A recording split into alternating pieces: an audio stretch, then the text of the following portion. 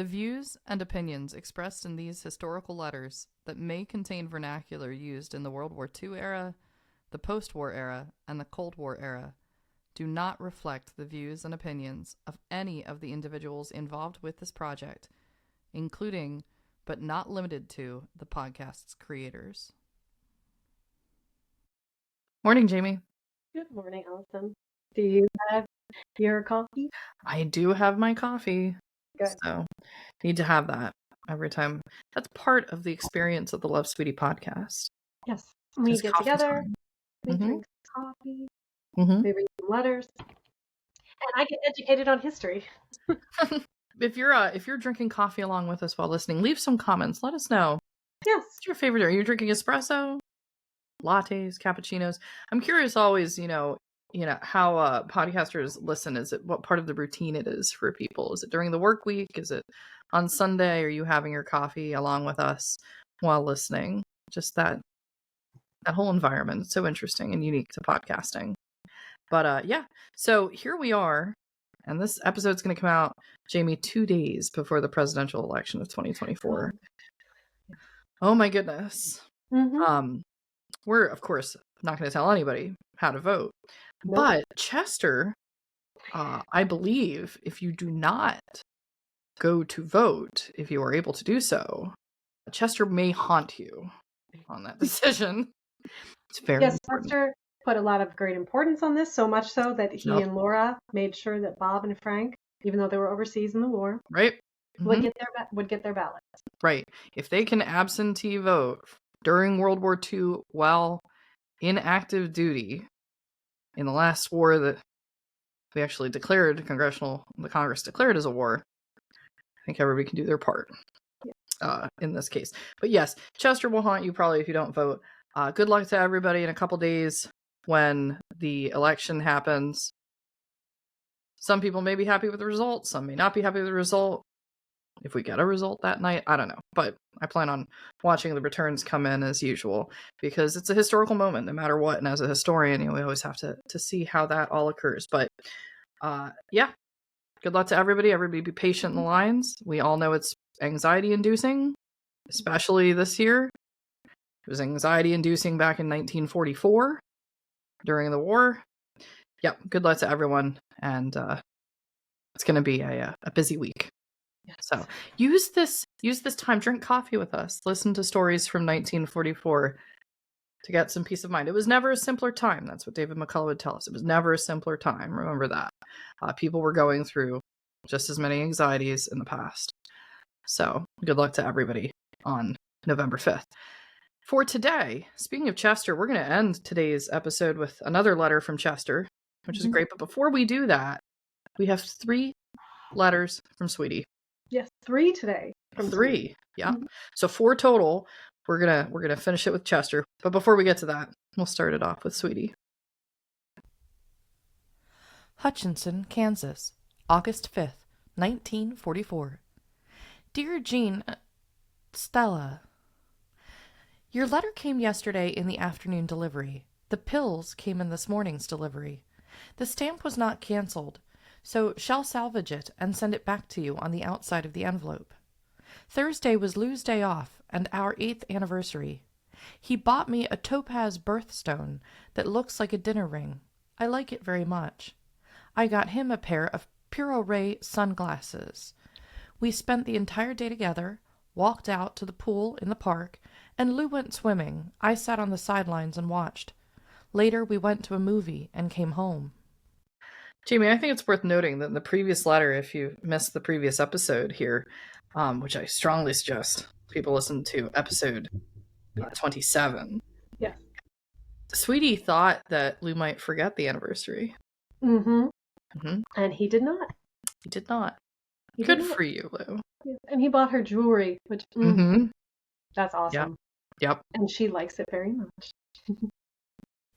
He left yesterday morning for the station, but was back home by 10 o'clock. He's been put on night check and works from midnight until 8 o'clock in the morning. So we had all yesterday, too. We were going to go either to the salt mines or to the reform school, But Lewis laid down and went to sleep. I knew the sleep would do him more good than a visit to the reform school, so I just sat quietly and let him sleep. We went and ate supper, did a little window shopping, came home, played a couple games of cribbage. He won one game, and I won one, and then we turned out the lights and laid down for a little while. It was hot.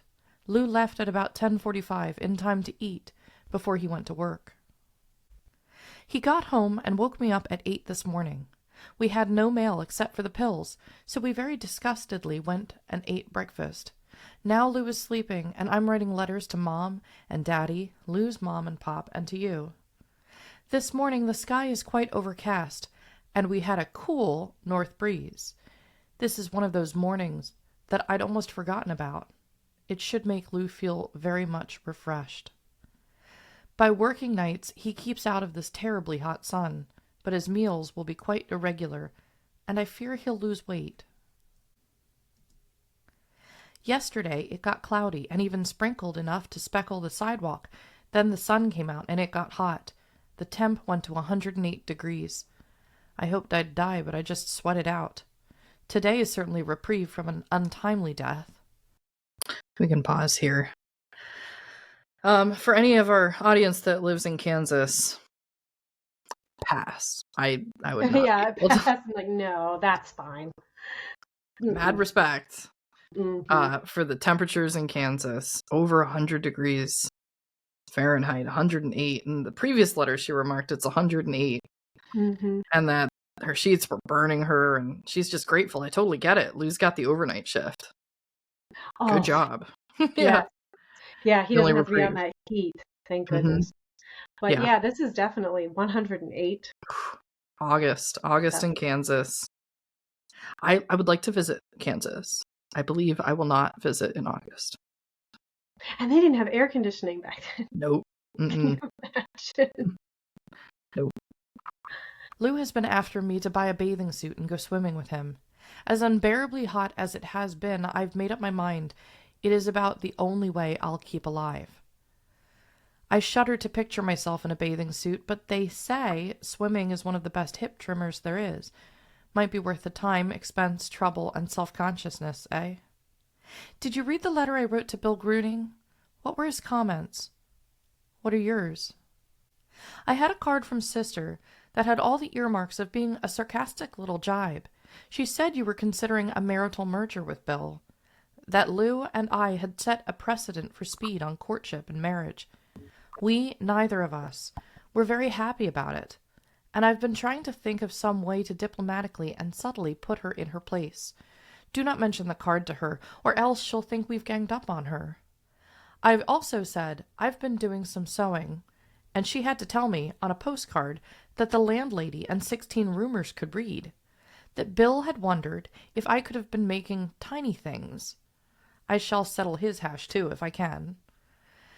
The sky is still overcast. We could get some rain. Lou is talking in his sleep, so excuse me while I giggle, but quietly. Love, Sweetie and Lou, Lyle and Lizzie. I love that when they Yeah. go into them. Mhm. And I'm guessing from the letter that Mhm. she originally had sent it to Jean, and that then she had signed it Sweetie and Lou, and then after she was done, she changed her mind and crossed out the names. Yeah, she's writing That was these. cute. She doesn't have her typewriter, so she's handwriting these. And she's just doing all these little nicknames. She's having fun with her letters again. She's demanding more letters again. They disgustedly went to breakfast. I know, I like that they were like, oh, we're so mad. Didn't get any letters. Let's go to breakfast. Yeah, well, they don't have a kitchen. And then the 16 roomers, we also get that the landlady is overseeing 16 rooms. So it's a pretty large building, but there's a lot of others that are there.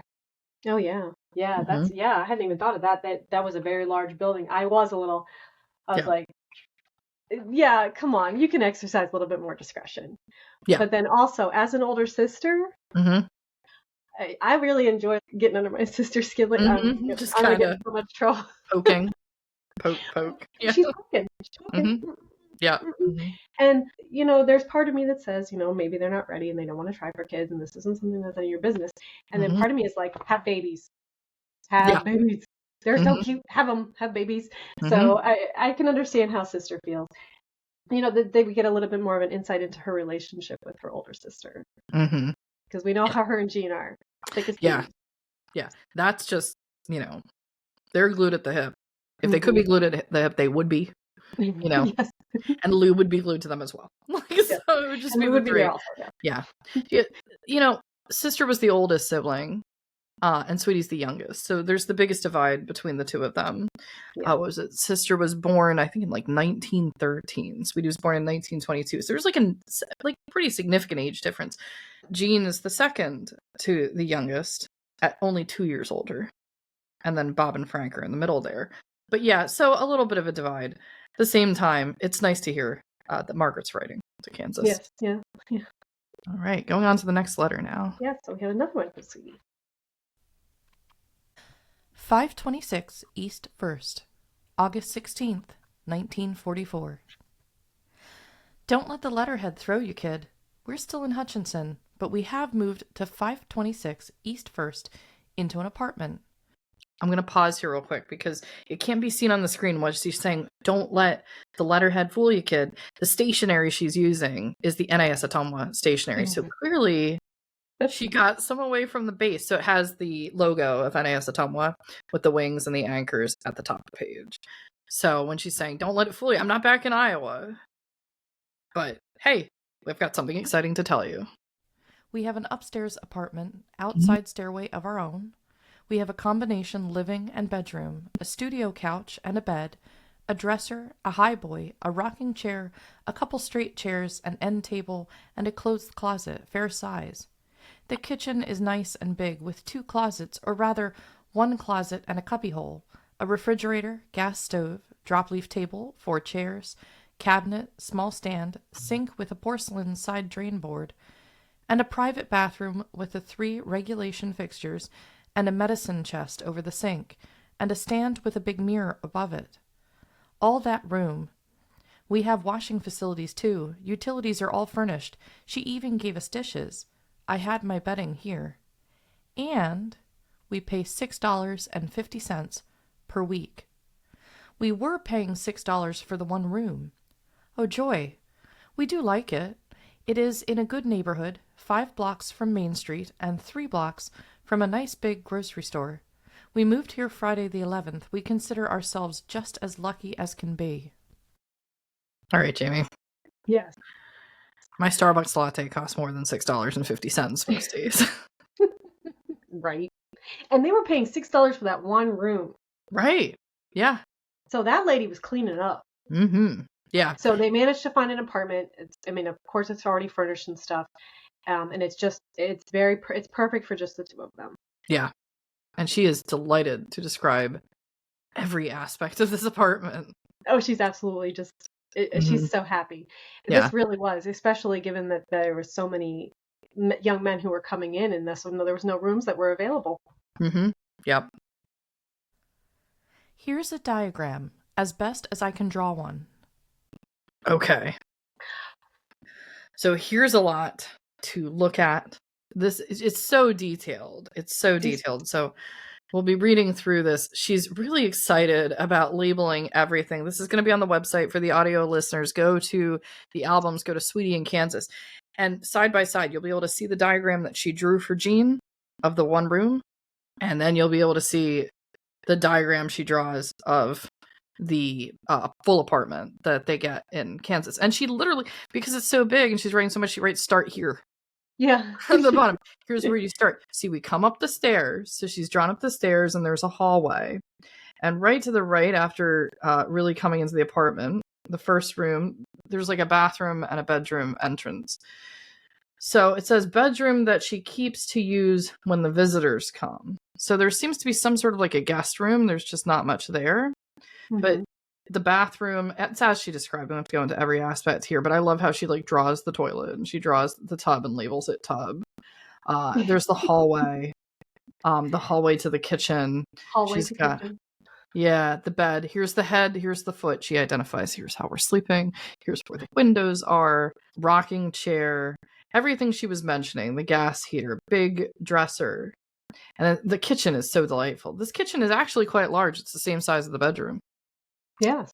And they just kind of have this area here where they can be. She's excited to have the refrigerator. She's excited to have all these other things. This is really cool, and I'm definitely going to go on the website. Yeah. And get a better look at this. But yeah, so they won the lottery. 50 cents more. 50 cents more, and they have 50 cents more. Their own bathroom. Mm-hmm. Like, that's a huge thing. That's so they've huge. gone up. They've definitely improved. They have. It's also a signal that they're expecting to be in Kansas longer than they originally anticipated. Yeah. That they need the space. Because if they thought Lou was going to leave soon, probably not going to go move into this and look for things. This makes it seem like, we could be here for a bit. So for the people who are listening, especially our listeners from Kansas, we are going to be in Hutchinson for a little bit of time. And maybe you know this location, maybe you're from Hutchinson, maybe it's still there. I haven't done the investigation work on that yet and haven't been to Hutchinson. But thank you. On behalf of my grandfather and grandmother, it seems like there was a very nice landlady that was here, and they got to live a bit more comfortably at this point. The landlady is real nice, but a religious fanatic. She's been real nice to us, though, so we're careful what we say and do. No fingernail polish or slacks. Teehee, I don't own either. We're betting you've been doing some heavy dating, or we'd be hearing from you. Have we stepped on your toes in any way? It was purely unintentional. Have been enjoying this housewifely life. Have all the socks darned, and now I'm going to start mending my own clothes. Lou is still working midnight to 8, so I have to be quiet. Well, you do owe us a letter, so I'm going to stop here and wait to hear from you. This will give you the new address, and say, how about prodding Bill Gruning a little? Was my letter so terrible? Have had only a card from Mom and Sister for more than a week. I shall write to them today, too. Do write and tell us what you're doing. Are you enjoying yourself? Tell us your troubles. Well, Georgia, until we hear from you. Love, Amos and Annie. Yeah. She misses her sister. She does. She really does. Also, looks like the letters have stopped. So we might be going to some of the usual Sweetie complaints of, where are my letters? She's not going to let that. That's not going to fly with her. No. That makes me think about, did you ever watch the movie Pleasantville? Oh, wait, no. Yes. Isn't it with Reese Witherspoon? Yeah. And yes. Tobey Maguire. Yeah. There's this scene where William H. Macy, who plays the father, arrives home and the wife has left at this point. Spoiler alert. Look, this movie's been out for a while. But he comes in and he's expecting dinner to be there, right? Because the wife makes the dinner. Mm-hmm. And she's just not there. And he just goes into the room. He's like, where's my dinner? He goes into the next room. Where's my dinner? And the third time he repeats it, where's my dinner? This is Sweetie with letters, though. Yeah. Where are my letters? Where's my letters? Yeah. It's that. And she's like, I wrote to Bill. I wrote to him. Was it that bad? Yeah. Yep. Yeah. Why this is a letter plead. Yeah. But they have a new place, and that's great. That's great. That is great for them. Yeah. Mm-hmm. And they're staying on the good side of the landlady because they don't want to upset this arrangement. So we have another letter. We do. Mm-hmm. And that's 3 letters. These are nice letters. I like these. Yeah. And then this one is actually addressed to Sister. Mm-hmm. Yeah. So we'll see if maybe Sweetie let her know. Well, she didn't really appreciate that. The jibe from earlier. Yeah. Hutchinson, Kansas, August 17th, 1944.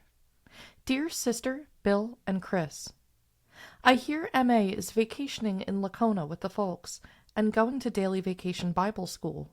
I only wish I could visit with her, too. We've had some rain to alleviate this heat, thank goodness.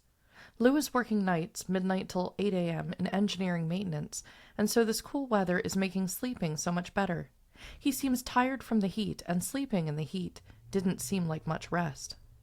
We got so tired of living in one room and going from one greasy spoon to another for our meals, sitting for an hour while some flip waitress flirted with a uniform, that we decided we'd go on a house-to-house canvass, tell a little sob story, and see if we couldn't prevail on some kind person to rent us an apartment.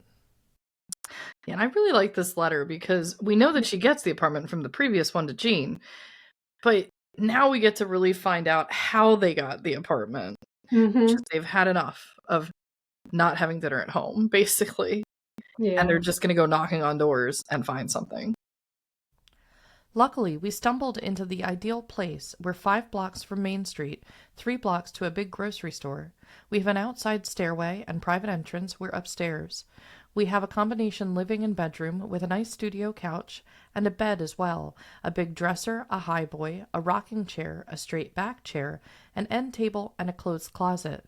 The kitchen is big with a table, 2 drop leaves, 4 chairs, electric refrigerator, city gas stove, 4 burners and oven, a small stand, a cabinet, and a sink with a porcelain drain board.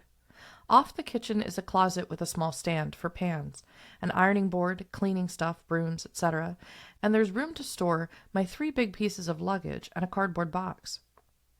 The bathroom has the 3 regulation fixtures, a medicine chest, and a stand for towels, etc., and above it is a big mirror. I brought bedding, but she furnished us with dishes. Washing facilities downstairs on her back porch. All utilities are furnished for the amazing sum of $6.50 per week. We were paying $6 for the 1 room. We're the envy of the Navy. I've started a campaign to write all the letters I owe. This is number 11 in 2 days, and I've still got miles to go. Haven't heard from Jean, but a letter from Mom said she'd not been feeling very well. I've got to pass on now to the next. I've got to go uptown, and I'd like to take these with me. This will give you our address so you can write here. This letter is gratis anyway, for you owe us one now. Mom said something about your selling the place. How about that? Love, Sweetie, and Lou. Yeah. I think we have to address the different tones of these letters. Yeah. Because she's definitely taking a different tone with her older sister than she is with Jean. Yeah, she is. But she did not call her out.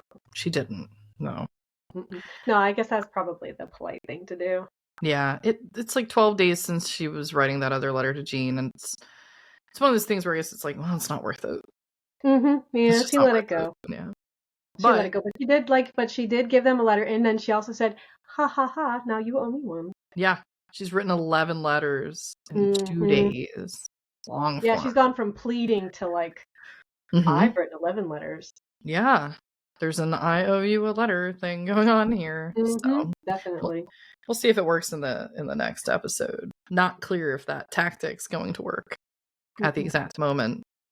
So that's what Sweetie's up to in Hutchinson, Kansas. We've got some good content coming up about some history for Hutchinson, about the Naval Air Station, about the Salt City, right? We still have to go through. There's interesting material there about the salt mines there.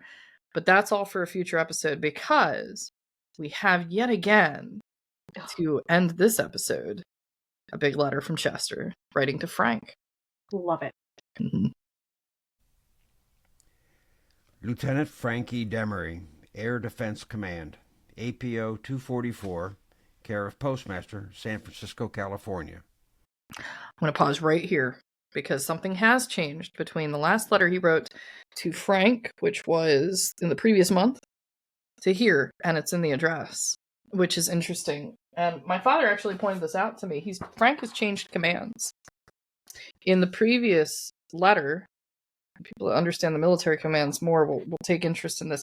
He had previously been in the signal office of the 7th Fighter Command. That was the one when he wrote about the politics and sending them their absentee ballots. Now, we have a new address for Frank, that he's in Air Defense Command. So, look at that. Sounds like it's an elevated office. Yeah, sounds like. Lacona, Iowa, August 24th, 1944. Dear Frank and Bob, we are sorry that we have neglected writing you boys, but as usual will assure you that we were busy.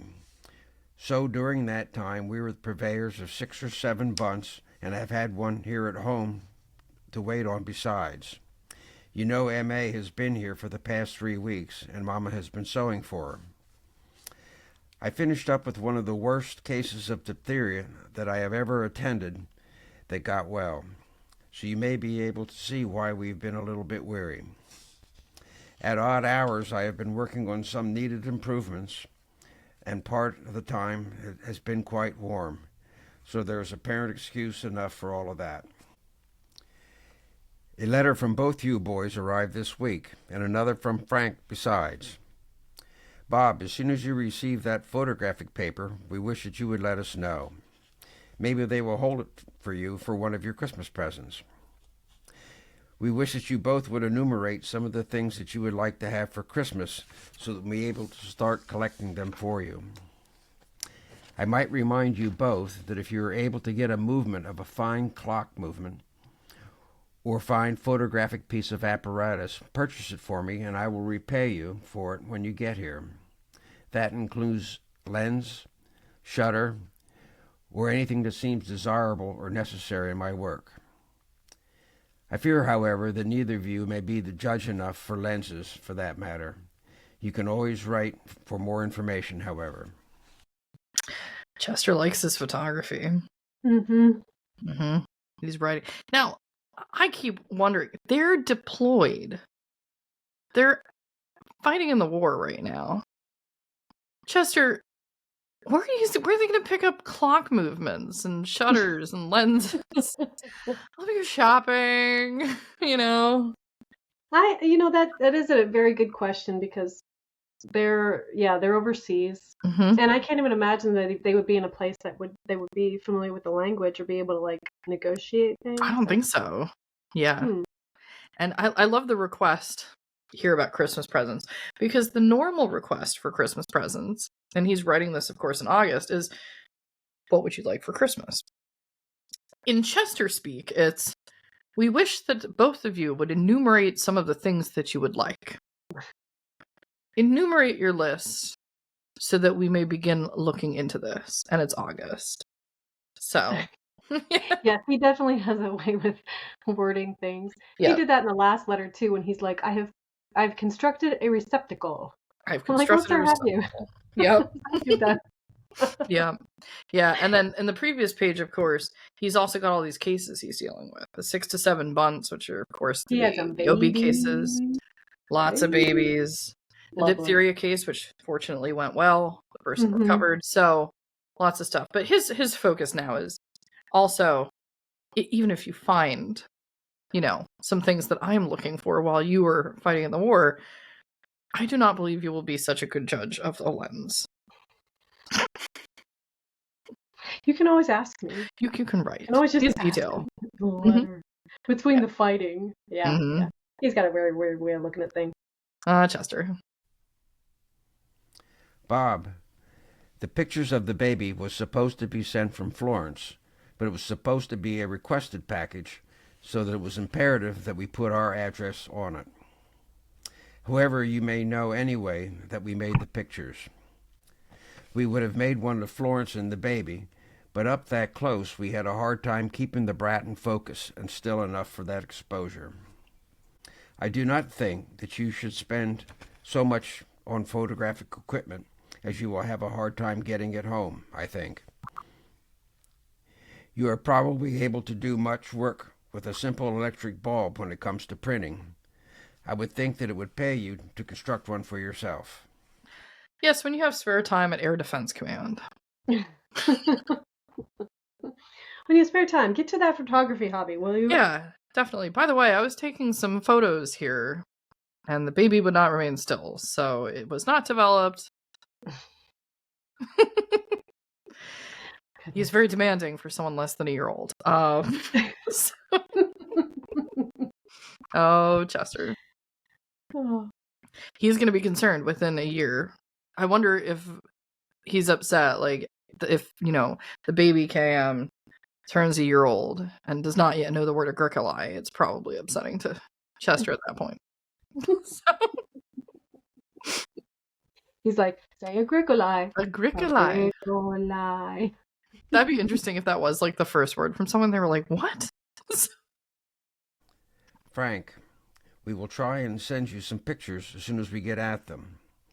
I have constructed a couple of tanks to go with the Dellen tank that we will use for the Graflex, so that I can develop, rinse, and fix just by lifting out of one bath and into another. This will be a great help.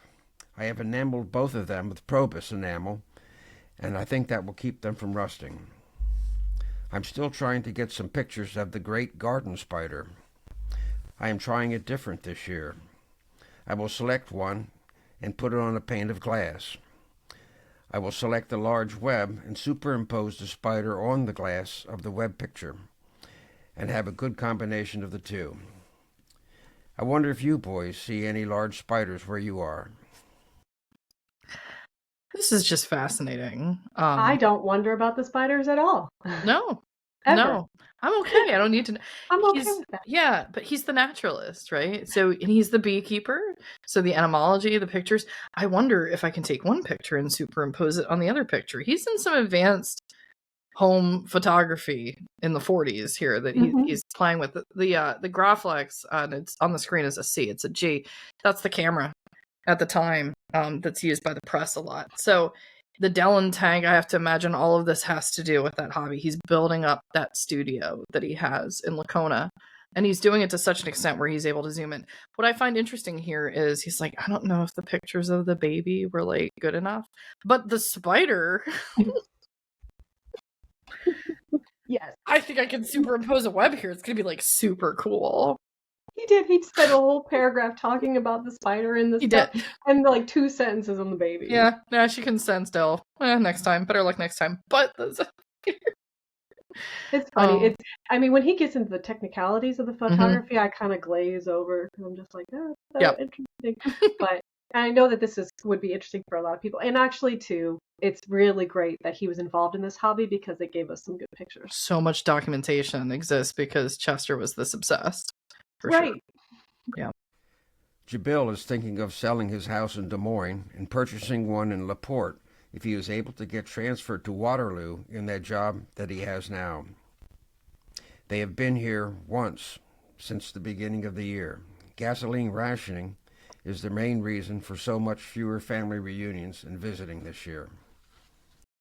Yeah. Back to the rations. And Jabil. Oh, yeah. Jabil. Jalu. Jabil. Jabil.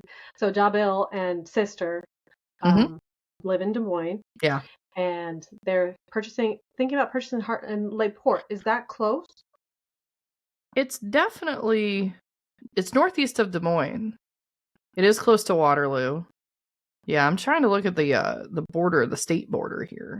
Oh, it's still towards the center. Yeah. Towards the center, for sure. So it's not too far away, but it would be farther than they are now. I think so. Yeah. Yeah. Mm-hmm. Yeah. There was someone who was going to say, oh, yes, if somehow Gene remains with Bill, at least he's calling Bill Bolton Jabil, so you could have Jabil and Bill. He would have to think of something else different for her. It would have to be a different. Can't be another Jabil because he's already said Jalu. So Jabil too. We'll see. Yeah. So we'll get to see that later on. Jeff is getting such an inferiority complex that he is crawling under the grass all of the time. It is hard to treat him right without his cowering a great deal of the time. He seems to be in pretty good health, though, and I think that he will be here when you both return home. We hope that you will both get your applications for voting and that you will be able to vote. I think that this is very important. It seems that it will probably be a closer race this time than ever before. However, overall, the polls show that Roosevelt is ahead by some 3 or 4%. All right, so we can put some of this in context. Jamie, what is the most important thing to know about Jeff for any of our listeners that may be starting listening to the podcast with this episode? Jeff is a dog. Jeff is a dog. This is not a kid crawling around in the grass or a person. It's a dog. And we'll put the picture of the dog on the screen so that those who haven't seen it, who doesn't like that when we have more pictures of Jeff? Yeah. Yeah, Jeff. So Jeff is a dog, and I guess he's having a little rough time right now. Yeah. But also we talk about voting. Yep. Here we are with the voting again. Drive that home again. Yep. And he says it will probably be a closer race this time than ever before. So they are very concerned about this race, so the Republican candidate at the time was Dewey. So this is the Roosevelt-Dewey contest in the fall of 1944 that's coming up for them. he is not going to be correct that this is close. I was just looking at the results of Dewey versus Roosevelt versus Dewey. I guess we should put the winner in the Roosevelt front. versus Dewey. 432 to 99 was the result of that contest. That was not close at all. That's not close, but they felt it, and that's the amazing thing. And I guess we'll find out, because what is being said right now is it's pretty close, Yeah. But from history, sometimes people think it's very close and it's not close at all. And that's not meant to upset anybody or to think that something's going to happen on November 5th. But you just never know what people are going to do when they go into the polling. Well, I think it's very important that we deal with the facts. Yeah. That's where we're coming from, is these are the facts. Yes, and then you can draw your own conclusions. We'd like to know more about your trip to Saipan. We feel that you have not been very near the fighting, but on some kind of inspection trip. It would seem that you would be able to tell us something about some of the problems that you encountered in your work. Dr. Ralston's address is Captain J.P. Ralston, C1200234-277, Station Hospital, APO number 914, care of Postmaster, San Francisco, California.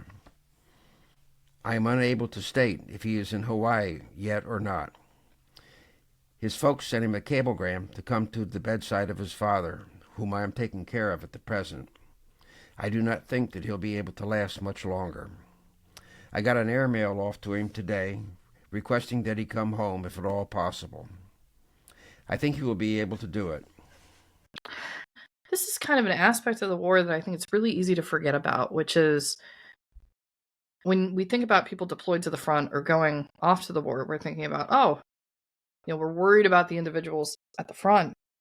And there's the whole other side that while they're away, things are going on with the family members back home, and we have to pull them back from the front so that they can address this. And there's going to be an echo of this. With this case, we have an individual that he's trying to get information out to that says, hey, you got to get home. Your dad's not doing well. The war seems to be coming along fine in Europe. If it keeps up, the U.S. will be able to begin to concentrate on Nippon within a few months, or may be able to do so in a few days. We heard over the radio the other day that the U.S. would soon invade Japan. We hope that it will be soon. And we're left with this sense of, okay, now we know Chester's right about what's going on in Europe. We're getting that constriction on the Germans from the two-front war that they're fighting with the Soviets in the East and the Allied forces in the West having gained that foothold into Europe. And we know on the European side, this war is going to be ending in the future, less than a year away. Mm-hmm. Japanese war, the war against Japan is going to be a bit more problematic. And what's the thing, when we were talking with Stephen Black, this is the thing everybody's fearing, because we know 80 years later what's going to happen with this. But imagine if you're Chester Demaree, you have no knowledge of what's going on, right? People have seen the film Oppenheimer, but that was very secretive. A great movie, because it talks about the secrecy of everything. So the public doesn't know that's going on. That isn't an option. It's not like, well, we could do this or we could do that. That we could do that over there is not known. So the only option that's known is a land invasion of Japan. Yeah. And they want it to end. So you're like, hey, this is going better. Let's get this thing wrapped up and let's send the troops in. We know the waves are being recruited in higher amounts, which is basically the women naval reserves. They're helping take care of the planes. So there can be more people. As Stephen Black said, they were bringing more into the base over time.